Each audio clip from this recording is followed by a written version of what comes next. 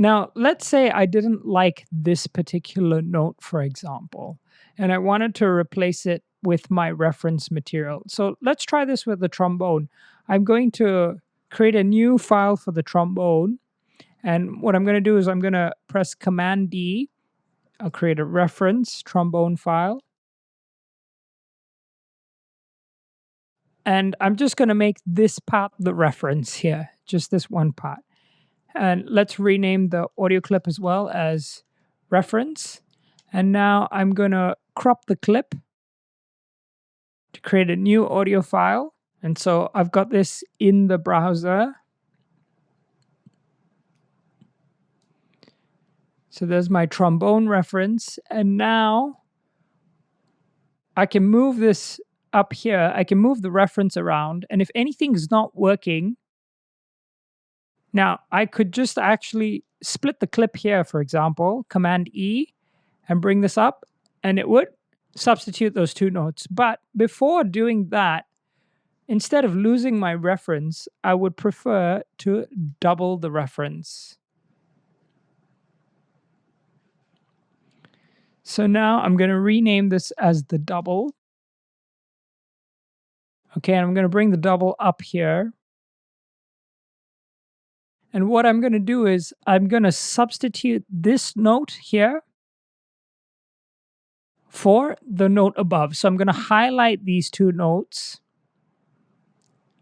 And then I'm going to press Command E to split the clip. So both of them have been split. I'm going to delete this one here and take the double down there. And now, once that's done, make sure to add some fades so that the transition between the points have no clicks or pops. So the reference and the double have to be muted. And now let's hear how that sounds. Move that body. Move it like you mean it. Like you mean it. Great. And so I've just replaced that note. And what I can do is if I had more notes here, I just take the reference, move it forward. I can lengthen the double back to its original position and move this forward too.